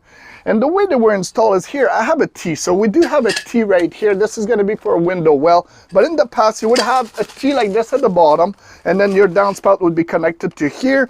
And then you would have the other ones installed side by side like this, with a little bit of a gap there for water to get in there, but also for roots to go in there and then basically destroy everything. And what happened is, in time with soil movements, and they start moving up, they disconnect a little bit, they go sideways, they're not quite in line anymore, and roots gets in them very easily. But the beauty of them though, compared to Big O, is that you can clean them. So you could have hydrojets done in them. If there's roots intrusions, they can put a grinder in there to try to clean this up. But if we're talking about Big O here, once you got roots in there, if you put a grinder to try to clean this up, it's going to destroy the pipe. If it has to go around a corner, it won't make the corner, he'll go straight through. It's going to destroy it. So this garbage here, not only it does tend to clog up, collapse, have root intrusions, you can't really clean them very well. I mean, if there's just sand in them and stuff, you can do a hydrojet and it will clean them. But if you do have anything solid in there, it's bad luck. So from today all the way until the early 90s, they've been using PVC. This is the best material. If you don't have a white pipe coming off from the ground and your downspout going into it, and you have any of these other products here, basically they have passed their life expectancy. So whatever you got, if it's not PVC, it'd be highly recommended for you to at least get it inspected and then consider replacing them as quickly as possible. If we get a whole lot of water, if those drains don't work, water will get inside your basement. The whole idea with these drains, if they're working properly, there won't be much water against your foundation. And nowadays you can see we have a dimple membrane that's on the foundation, so that's one more protection that they didn't have in the past. So you throw these tiles here, and if they stop working, and then the soil will get saturated with water. If there's a little bit of a gap or a crack or anything, and even not, moisture will go through that concrete. Concrete, unfortunately, it's not watertight. They do put a tar on it. There's 2 layers of tars, 2 coats of tars under this dimple membranes. In the past, you did have the tar, but if it opens up, there's no tar in the crack. Water will get right in there, and you're not going to see it right away. You're going to get moisture because your drywall on the other side of these walls will have a poly behind it, so you might not see any drywall damage, but moisture and water might be going on there slowly every time it rains, and it destroys everything, and it rots and deteriorates, and mold starts growing in there. Drains are extremely important to have them in in good working order. And if you do have the old stuff and turns out that they're still in pretty decent shape, and even the Big O, consider having a hydro flush or an inspection done at least every 2 years. And that way, if you don't have the budget to replace all of your drains, at least you know that they're kind of working. So this is a little bit of a history of the drains. If you have any questions whatsoever, feel free to reach out to us directly, and make sure that your drains are working good. Otherwise, you're going to get water on the other side of that wall. In this section of the presentation, we'll be talking about mechanical exhaust. So basically we'll be talking about bathroom fans and kitchen fans. They really came into code around 2003, but you'll see them installed since the 80s, early 80s, even in the 70s. It was already common knowledge that exhausting all this moisture was better than having it travel through the home. But if you go to do a house that's from 1982, for example, or even 1991, go in the bathroom and look up. If you don't see a fan, oh, there'll be a window. Sure, there's a window, but there's a lot of people that don't use that in the winter, and not even in the summer. So even if it has a window, there's nothing that beats having a good exhaust fan that removes all the moisture from the shower or from the cooking. Now, you can imagine in the kitchen and all that, when you're boiling a big pot of pasta, all this moisture, if you have no fan, it basically stays inside the house. So in this section, we'll be talking about these fans and what the problems are by not having one and how easy to get it installed. So let's get started with the bathroom fans. Bathroom fans or the kitchen exhaust. Whenever we do a home inspection, we always take 2 squares of toilet paper and we put it on the fan to see if it has enough suctions to hold it. In most cases, it goes, it sucks it right up, no problem. So we know that if you use it, at least it will work. But there's a lot of fans out there that are getting a little bit old and they're not spinning fast enough and they're full of dirt and dust in there and they have no suction. So you might have a fan there, but if it's got no suction, might as well not have one because it's inefficient, it's not working, the moisture will still travel and all that. So if you look up and there's no fan, then I would highly recommend you to consider installing one. Now in the kitchen, for example, if you have no fan there or you do have a fan, but it's not exhausting to the outside, some people will tell you, well, but it's got filters. Well, filters, that makes no sense. That moisture still stick to your home. It will capture some of that grease so it doesn't get inside the motor of the fan and all that, but it's not getting rid of the moisture or getting rid of the grease or anything like this. It's still right there. So the first thing we do, basically turn the fan on and run your hands on it. See, if it's got a little opening in the front, air might be blowing right back there. Sometimes it's on top. If you open the cabinet and you look up and there's no duct and you put your hand there, there might be a hole, might be blowing right in there. And in many cases, you look at the ceiling and it's all gummy. There's like grease there. It's all dirty and all that. And so you can imagine if it's an older home and the bathroom don't have any fans and your kitchen have no fans and it's got old windows, in the winter, when it's cold outside and it's hot inside, all this moisture will go through your windows. As soon as they hit these cold windows, they're gonna condensate. So often we'll do houses, if they have no ventilation like that, you'll see the window sills are all deteriorated. The paint is peeling right off. There's mold in the track. There's really just too much moisture inside these houses. And really the best course of action there is to open a window. Or open the door slightly, but at night, keep a window open. You don't have to have it fully open, just open it a little bit. Yes, a little bit of cold air will come through this, and it could be a problem to you, and it might cost a little bit more in heating, but you need to exhaust this moisture. Now, if you're buying a brand new place, let's say from 2017, 18, 19, or all the way to today, there'll be a bathroom fan in the common bathroom that will never turn off. Often, you don't even have a switch for it. So building code now wants a fan to run 24/7 inside any properties that is newly built. So you can imagine how important it is to exhaust all this moisture. If it stays inside, then it can go, if some of it reaches your closets where it's cold and dark in there and a cold wall that's missing insulation or anything like that, mold could start growing. So mold really needs poor ventilation and a lot of moisture to grow. So it's a perfect setup to grow bad indoor air quality. So whenever we go into these houses that has no bathroom fan in the bathroom, we'll look up and you'll see spotting on the ceiling. Sometimes it's just a little bit, sometimes they're kind of yellowish and they look like little water drip that dry there. That is also some type of mold growth. And then you see some black spotting and all that. And then you'll go in the kitchen and the window sills are all beat up in the living room and all that, especially on the second floor since heat rises and it brings the moisture upstairs. So if you got no bathrooms or kitchen ventilation, you gotta plan on installing it. Otherwise, poor indoor air quality, mold, and destroying your window seals and getting your window tracks all molded is going to happen. So it really went into code in 2003 or so. A lot of people installed it for a long time before that. But if you go to this house, you look up and you don't have any ventilation, you got a budget on adding some. Now keep in mind, if it's on the second floor and there's an attic space you got up there, now it's a lot easier to make a penetration, go through the attic. Sometimes they'll exhaust it through a roof vent instead of making a roof penetration that could potentially leak later on. But if it's on the first floor type bathroom, now you're gonna have to go sideways through the wall. It's a little bit more work. There's always a chance of penetration, always has a chance to leak, but it's all doable. So keep in mind, you gotta hire the right people and then get this done. A lot of handymans will do all the chase work because often in the kitchen you might want to do a little bulkhead on top of your cabinets to run this duct, but for the penetration and all that, you want to use a contractor and an electrician to deal with all the power and all that. All right, So that basically concludes this whole sections about mechanical exhaust. Let's look into the next section. Let's talk about HVAC. HVAC stands for heat, ventilation, and air conditioning. It normally includes the furnace, heat pumps, ACs, HRVs, and all that. So in this section, we're not going to go in depth in every single one, so we'll talk in general. So the problem with the low efficiency furnace is really twofold. One, they don't want to die.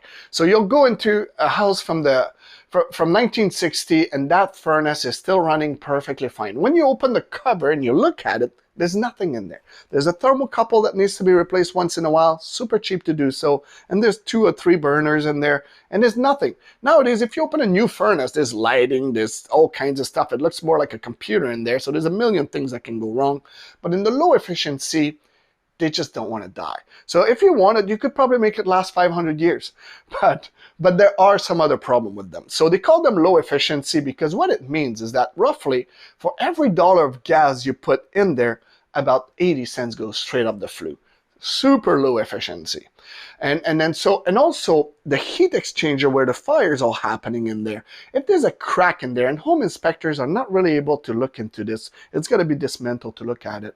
If there's a crack to it, the carbon monoxide can escape that way and then come out from your registers. So we hear stories, and we've heard it from previous clients as well, that there were people living in their house for many years. They were always sick. They always had a hard time breathing. They had headaches in these houses. And the reason that was that the heat exchanger was cracked and they were breathing carbon monoxide on low levels, but for a very long time, and it created all kinds of problems. So if you do have a low efficiency furnace and you're on a budget, then have a maintenance, a service done on it. A technician will look at it, will make sure it's not leaking gas, that it's working perfectly fine and all that. But please budget on replacement. If you wanted to have an AC, you don't want to throw that on an old furnace from the 60s. You want to throw that on a newer type of system. And in reality, if you're going to go with a new system, you might as well go heat pump wise. But anyway, low efficiency, you'll see they come in green. There was the Airco and those kind of things, and they're still working perfectly fine, but they are a little bit more dangerous. All right, between 1980 and 2010, we had the mid efficiency. It's a little bit of the same as the low efficiency, except they were a little bit more efficient. So roughly every 50 cents on the dollar would probably go straight up the flue. And again, if they were installed in the 80s, they're over 40 years old now. It's time to think of replacement. But if you go to the utility room and you look at this furnace and you see white pipes coming out of it, now the exhaust looks different. One of the white pipe will bring some fresh air into the unit and the other one exhaust, basically. So if you see the white pipe, bam, you get a high efficiency furnace. You know it's not super old, might be 10, 15 years old max, and then they should be lasting with proper maintenance a good 25 to even 30 years. Sometimes they do crap out around the 15-year range though, don't take me on that, but in reality, their lifespan should be closer to 25 years. All right, so just going in there, if you look at the furnace, if you see white pipes, great indication you got a high efficiency furnace, and then that's good news. All right, so we have one more section about HVAC. Let's get to it right now. Now, the air conditioning. They're kind of designed for about 20 years. Here in BC, we don't use them very much. I mean, last couple summer got a little bit warmer than usual, but there's places, let's say, for example, like in Florida, for example, they pretty much use it all year long, so they don't end up lasting super long. Here, they do last a little bit longer, and plus our winters are not too crazy on them. So really, when they start being around 15 years, they could potentially start acting up. So if you're looking at a house and the house was built in 2005, for example, and you look at this AC and it doesn't look brand new, then there's a really good chance that this is getting to its life expectancy right now and it will need replacement in the near future. Now let's talk about the HRV system. HRV stands for Heat Recovery Ventilator. Basically, it's an amazing ventilation system, ventilation and filtration system that is installed mostly on newer homes nowadays. So what it does, the reason that it's a high efficiency kind of system is that Normally when you heat up air and you exhaust it to the outside to bring some fresh air, you have to heat that new air you're bringing in. So you're wasting money, sorry. So that system basically captures the heat on the way out and transfer it to the cold air on the way in. And then it goes through this whole filtration system. There's a big filtration block in the middle of this system there. So whenever we see an HRV system, it's always great news. It's great that they have a good ventilation system, especially on houses that have a boiler and in-floor heating. Most of these houses have absolutely no ventilation whatsoever. So if they have an HRV system, that's great news. Now, keep in mind that any kind of filtration system out there, if the filters are dirty, it's counterproductive. Very often, builders will throw them in the attic. Nobody goes in the attic. They're afraid there might be a mice there, or they might fall through the ceiling or anything like that. So these filters, we go there 10 years later, it has never been replaced. It's full of mold in there, and they got their HRV running, and they're happy that they got this moldy air running all around the place. Now, if you have an HRV system, you open the cover, the filter right on it gives you the instruction on how to clean it. In most cases, the core, you take it out, you can wash it by hand, or if it's been a while, I would just replace it. And if it has any kind of mold, just get rid of that. And then there's some other filters, smaller filters that are on the tops or on the side of them.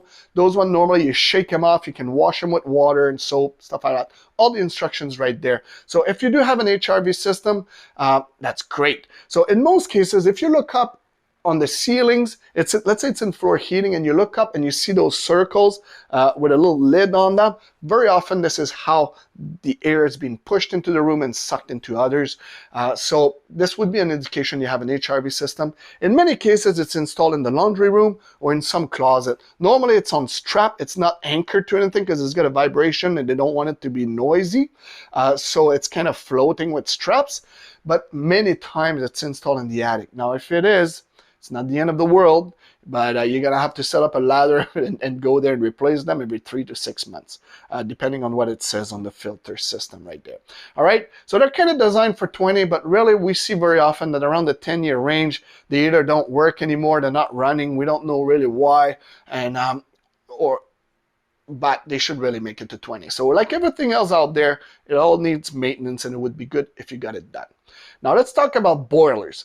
Boilers, they're great. I'm not a big fan. I like forced air furnace. I like furnace because basically it's blowing air, it's fast, it happens right there. In floor heating, especially if it goes through a slab, it can take hours before it gets hot. It is known as the best heat out there because it's actually touching your body and then it goes through your body like that. But what I don't like about it, and it's not, it's not all about me, is that it's a water-based system. Basically, it boils water, goes through water pipes, and so the more pipes you have, the more chance of leakage. And also, in floor heating, eventually, you'll have to rip all this off. It just doesn't last forever. It does tend to last a little bit longer than if it's in walls and all that, but eventually, it's a problem. Eventually, someone's going to have to rip off the, so when they install it, they also put it on the plywood, then they'll put self-leveling concrete on it. You're going to have to chip all that.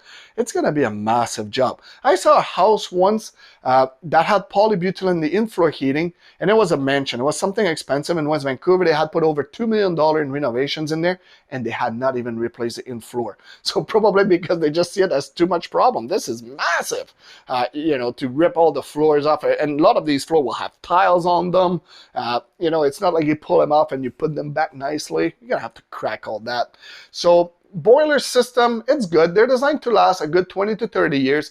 But when they have issues, unlike a furnace, if it's got issues, it stops working, or, it's normally not much. When a boiler has issues, it shoots water. It creates water damage. When you go in a boiler room, you'll see it's always dirty. At one point, something shot, and the water that's in there never gets replaced. It's always the same water. So this water gets dark eventually. So you go in a lot of these utility rooms, you see the walls are all black. Eventually, something sprayed in there and created water damage. So if you do have a boiler, keep in mind, very smart to put water leak detectors in these locations so that if there is a problem, you hear an alarm right away and you work on it. All right, so boilers, once you have a boiler, if you're buying an older home and it's a boiler system, you have that, there's really no easy way to have an AC in there. You're going to have to use the mini split kind of system, which is on a per room kind of system, and it's very, very expensive to have them installed. All right, nowadays everybody's pushing for heat pumps. Heat pumps, it's a little bit of a mix of a furnace and an AC. What it does, it looks like a furnace really, but it also gives you AC. In many cases, it also comes with a furnace system. The little tiny bit of a problem with a heat pump, and it's not really a problem, but it is electric based. So it works off electricity as opposed to gas. But it's not super powerful. So it's good. Let's say it's 2 degrees outside. It will be okay to keep up and heat up the house. Now, if it goes to -5, -10, it won't be able to keep up. And in most cases, it has a furnace attached to it, a gas furnace, and that's called emergency heat. So if it gets too cold out there, emergency heat kicks in, and it goes from electricity to gas. The burner starts, and now you're getting really just a regular furnace heat. So you still end up having a furnace in most cases, and the AC also, it does not tend to be as cold as if you have a separate AC system. So it's not bad, not great. It's supposed to save you money when it's installed properly. The government have rebates for the installation, but when you do, you'll have to have everything permitted and all that. And in many cases, it ends up costing more than if you just got it done normally. But look into it. Some people saved a lot of money, and in many cases, it'd be cheaper than installing a regular furnace, and now you have AC with it. So it's a great system. Now, keep in mind, if it's a house that had a boiler in there, you cannot install a heat pump after, because you need the duct system throughout the house. I mean, if you wanted to set this up, it is possible. There's another system called high velocity, that the ducts are really just like a central vac pipe. It's a little less troublesome to run it through the floor and all that, but you can imagine the amount of drywall damage and all the studs you'll have to cut and all that. It's a crazy amount of work. In most cases, if you had in-floor heating, you have to use the mini split system. It's a lot more affordable that way. All right, and this concludes the HVAC section. Let's move on to the next one. Let's talk about the roofs. So roofs come in all kinds of material. The most popular one out there is the asphalt shingles. They're designed to last a good 20 to 25 years with proper maintenance, and they normally do a great job. They're not super expensive to install, and they do give you a pretty decent lifespan on it. But keep in mind that if you do have big trees around and it throws a lot of shade on your roofs and there's a lot of debris that falls on your roofs, it will not last very long. If you have debris on your roof, it tends to keep it wet longer, not much airflow. If you have a lot of trees, not much airflows as well. And then, you might get only about 15 out of it, right? So it is very important, no matter what the roof system you have, to have either, if you're comfortable and it's not a dangerous roof, either you, a family member, or have a professional roofer going on your roof once a year to check if everything is in order. All the time, we go on roofs on a daily basis, and we see shingles that flew right off, and not on old roofs, either on brand new roofs, 2-3 years old. If we have bad weather and it winds in a really specific kind of way, it can tear some of the shingles and they might fly right off. And that you would never know until you see a leak coming through your attic space, and then now you got some other problems to deal with, right? So asphalt shingles, they're one of my preferred because they're easy to install, they last quite a long time, and it's easy to repair as well. So if you go to a house and you know that it's from 2000, for example, if you look at the house and the roof doesn't look brand new on it, and when it's brand new, it's really dark, it's black, it looks really nice, then it's very most likely original to that house, and at 22 years old right now, it's due for replacement in the near future. Now, of course, you just bought a brand new home, you don't have a whole lot of cash left, so get a roofer up there, do some maintenance, make it go through either 1 or 2 more rainy seasons without creating water damage inside. And but if your roofer goes, man, this is gonna leak next rainy season, then just boot it out. It depends on if it's a very simple roof, it can be $10,000, and if it's a lot bigger and all kinds of complication, it could be all the way to $20,000, $25,000, depending on the size of the home. But it will give you another 20 to 25 year lifespan. So I love the material. Now, how about those concrete tile roofs? Concrete tiles comes in different ways. Comes in flat black tiles, or it comes in the orange curled one like that. When a roof has concrete tiles on them, they have to be reinforced type roofs. They're more solid because it's very heavy to put on top of that. One of the benefit to it is when you buy it, they'll tell you that it lasts a good 40 years. But what's going on is that not everything on that roof will last 40 years. The skylight will not last that long. The chimney will need repointing and some maintenance on it. There's all kinds of flashing that might be damaged that needs to be repaired. And every time there's a peak, there's not really a concrete cap down goes on it. They kind of fill this up with a tar, like a caulking type tar. And that stuff, after so many years, it starts cracking, it opens up, there's always water getting in there. So this got to be replaced. So no matter what roof you have, like I mentioned earlier, it's always good to have someone going on it at least prior to the rainy season, because if you have a problem during the rainy season, again, they'll be, yeah, we'll be right there in 3 weeks, and then when they show up, they'll be three times the price that they normally are, and also, now it's in the rainy season, it's a rush job, and it doesn't get done properly, and it's really just a band-aid that they might do there. So just keep in mind, just get it checked out. Now, in many cases, when you have the rounded orange tile, this one is a little bit more troublesome in one specific way. Basically, what it does is that it always has an opening at the bottom of the roof. If you look at the bottom of the roof, you'll see an opening, an opening, an opening, an opening. And what happens is the pest activity gets in there very easily. Birds, pigeons, sometimes rats, mice, and all their cousins. So keep in mind, most of the time you see an orange tile roof, most of the time it's got pretty decent pest activity in the attic. All right, so this is one of the disadvantages that I see over it, and really you can't really fill up all these openings with little mesh and everything else. It's just too much. I mean, you could, but it would take you a very, very long time, and it would not look very pretty. So the black flat one do tend to overlap really nicely, not having too many openings, but there's just a little tiny nail that's holding it at the top there, and there's one that's overlapping it. So these tiles will last 40 years, but that nail can rust within 20 years. Then that tile slides down like that. The pigeons look at it from above like, oh my God, here's my chance, an opening. Pam, get in your attic and then start pooping in there for years. They build mountains of poops in there, and the poop is so toxic that if you go in the attic, you got to wear a special mask for it. It actually gives lung diseases. So keep in mind, you got to have someone going on your roof to make sure that everything is in order, and also take a little walk in the attic as well. If you go on the roof, you're not going to know if anything's leaking until you get in the attic. You look at the insulation, you'll see drip holes here and there, or you'll see some either beat up plywood and rot and mold and stuff like that. All right, now let's talk about torch-on roofing. Torch-on roofing is not that bad out there. It's a little cheaper than asphalt roofs, but it doesn't last as long either. So, you know, it's a good affordable roof that gives you a good 15 to 20 year lifespan. It's also very easy to install. In most cases, depending on the size of the place, the installation is done in a day. And but like everything else out there, it needs maintenance. Since it only comes in a strip of about 4 feet, it's torched on, so it's kind of glued on. Like, they have a lot of seams. So if the seams eventually might start opening up and all that, water could potentially get in there. And keep in mind, torch-on roofing is only installed on very low pitch application or flat roofs. You can't install torch-on on a roof that's like that. It will have to be asphalt shingles. And again, you cannot push asphalt shingles on a roof that's like that or flat. So if it's a flat or a low pitch application, it needs to be a torch-on type system. So torch-on, you know, we go on them all the time. They're pretty decent. I like them. You know, a lot of Vancouver specials will have them because they have low pitch kind of roof. It's a decent system, but like everything else, it needs maintenance and it does not last forever. Now, how about we talk about wood or shake shingles, any wood kind of roof. You know, a shake is a thicker kind of wood shingle that does tend to last a little bit longer.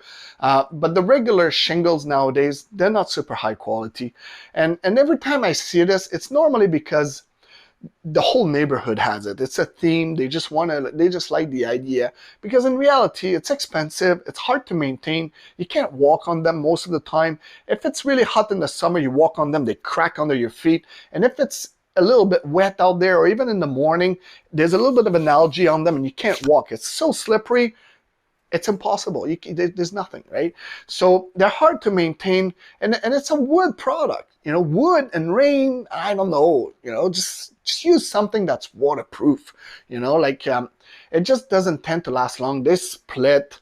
Woodpecker goes crazy on these things. You know, so in most cases, if my client has a wood shingle roof and it's getting old and all that, I tell them, look, just install an asphalt shingle. This is going to be a lot less maintenance. It's going to last a lot, maybe not a lot longer, and it might last the exact same lifespan, but someone will be able to go up there, clean them up, make sure everything is good and everything. And in most cases, the wood shingles, they're really just for the look, the color, fits nicely and all that. But it's so hard to maintain. It needs more maintenance than any other roofs out there. So in reality, I would never recommend these type of roof. And the shake and all that, yes, they might last longer and all that.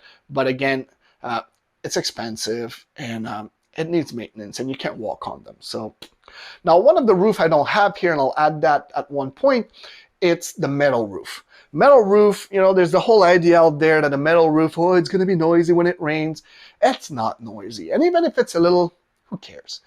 There's some product that can be installed on the underside of it, like an insulation, where you're going to hear it even less. In most cases, yes, maybe the first night you'll be, oh, I can hear the water dripping on it. But it's like everything else. It's like when you live beside a railroad. Yes, you hear that train first few nights, and after that, your brain waves it right out. But a metal roof, it lasts a very long time. It's not expensive. It's not cheap either. Let's keep that in mind. But it normally comes with a lifetime warranty. So, in the old days, what happened is they used to put a lot of fasteners everywhere. It came with where the fastener was entering, they had the little rubber ring so that water doesn't get in there. And then eventually, after so many years, you had to remove them all and replace them all so that there's no leakage. Nowadays, they overlap all these seams. There is no penetration. These systems are just awesome, and I love the look. And also you get debris that falls. Moss will not grow on this stuff like it does on wood, asphalt, and torch on and all that. Leaves will fall on it. They'll slide right down. It doesn't need it, it's just such a better roof. So consider, if you're planning on replacing your roof, consider getting a quote for a metal roof. Yes, it will be more expensive than asphalt shingles in most cases, but then it's a worry-free kind of roof. And the chance of it leaking, we inspect tons of them, and really, we don't see that leaking. It could, definitely could, because it's installed by people, and it could be installed in an improper way. But in most cases, it's some of the best system out there. So consider installing one. They're super great. They come in all kinds of different colors. I love them.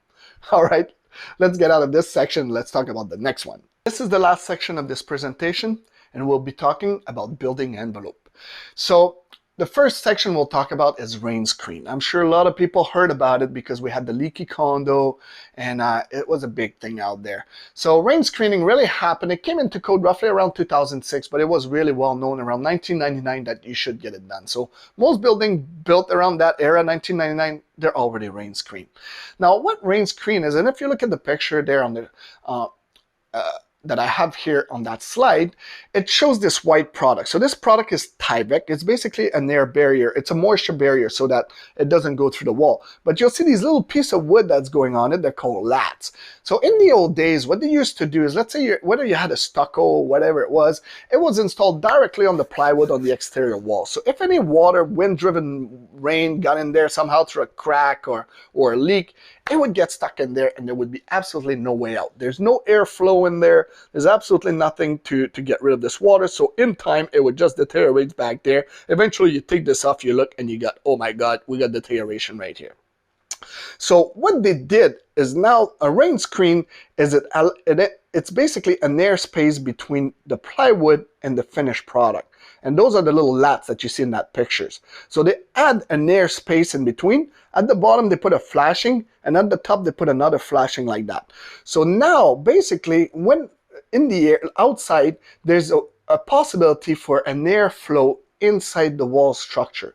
And then, so if any moisture made it there through some rain-driven, whatever, however it got in there, now there's an air space there that allows it to dry off. So this is a massive improvement in building construction. But also keep in mind that not every building needs to be rain screened. So for example, a concrete high-rise, that doesn't need to be rain screened. The exterior finish is the concrete, basically. But let's say it's a stucco building, 3 floors, New Westminster, Burnaby, whatever it is, right? Now, if the overhangs of the roof, the wall is here and the overhangs are long enough, most of the rain will not be touching these walls. So in many cases, when the building had good overhangs, you didn't quite need to do the rain screening. So, you'll see sometimes you'll see a building that is partially rain screened. Now, keep in mind, rain screening is an extremely expensive process, not because of just the rain screening, it's because in most cases, they'll redo a few other things at the same time. So a building that needs to be rain screened, basically, they're gonna have to rip off the exterior finish, whether it's a stucco, vinyl siding, anything, whatever it is there, they have to take it out. So in most cases, they're gonna have to scaffold the entire building to do that, or the section that they will do. Now, if they're gonna scaffold this, in most cases, they'll be, well, then it might be a good time to replace the windows. And then they'll be, well, since we already have the scaffold there, how about we redo the membrane on the balconies? How about we redo all the railings as well at the same time? So in those days, it ends up costing a lot of money because everything is already, the scaffold's already there. It's going to be a lot faster to deal with that right there at that time. So in many cases, that's why you see buildings that are partially rain screened. Because if one side of the building was getting a lot of wind and wind-driven rain in there, and the other side did not, and maybe it's got another building really tight to it, and this side's perfectly fine, they're not gonna rip off everything and redo everything because it's so expensive. They're only gonna do the two sides or the three sides or the one side that is affected by it. So if a building, they say, oh, it's partially rain screened, well, it's not the end of the world. It's really just because the other side didn't really need to. And if they say, if it's now in 2022 and they say the building's not rain screened, then there's a really good chance they'll never do it. It's either one of those buildings they heard that a builder wants to buy it a lot, and so there's no point in putting too much money into it, or it's not affected by the fact that it's not rain screened. So keep that in mind. All right, the other one here, we'll be talking about windows. Now, as soon as a window is double glazed, it's already pretty decent. The lifespan of it is roughly 25 to 30 years, but if it's not a single glaze, because there's still a lot of buildings out there, little low-rise, things like this, still have the old single glaze windows. Those windows, they lose a lot of energy. They sweat a lot in the winter because all the moisture inside the unit will hit those cold windows. They deteriorate the seal and all that. Most of these windows, you can lift them off right out of place. It's not very safe. Most of the lock on them don't work, or any kind of latching system is too old and it's no longer working, or they're really hard to move in and out. They're not the best. But as soon as a window is double glazed, whether it's a metal frame or a vinyl, which we get mostly nowadays, even if they're 40 years old, if there's no moisture between the pane or anything like that, they're still in pretty decent condition. So there's really no point in replacing windows unless they're starting to fail and or they're single glaze. Keep in mind, in terms of double glaze, there's a lot of different thickness in this. It's like the 1/2 inch, 3/4, and sometimes we go downtown and there's a lot of noise outside, and they use these windows that are really thick, almost looks like it's a 1 inch. Close them, boom, you don't hear anything. So, it comes in different thickness. The older they are, the thinner it's going to be, but still, if it's double glazed, it's already pretty decent. And if they're not damaged, the locks are okay and everything else, in most cases, there's no reason to replace them. But if you do have the single glaze, that stuff's gotta go. It's unsafe. It's not good with energy efficiency and all that. So consider replacing it. All right. So now let's go to the conclusion. In conclusion, thank you so much for taking this presentation. We truly, really, really appreciate it. I hope you've learned something. Keep in mind, we're wide open. If you have any questions, please reach out. We'll be happy to help you in any way we can. And keep in mind that we have other presentations as well that you might want to take a look at. It's all on freepdp.com. Easy to go there, sign up. It's all free. And in most cases, you'll be able to get one self-accredited PDP credit through your real estate board, whether it's Vancouver board or the Fraser Valley. And so thank you. And if you have any questions, please reach out.